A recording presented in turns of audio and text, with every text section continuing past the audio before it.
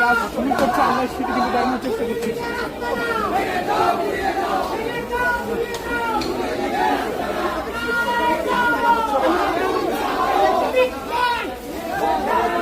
সড়কে আমরা দেখেছি সেনাবাহিনী এবং পুলিশের সতর্ক অবস্থান এবং সেই অবস্থানকে ভেদ করে কিন্তু 32 নম্বরের ভেতরে কিন্তু প্রবেশ করেছেন।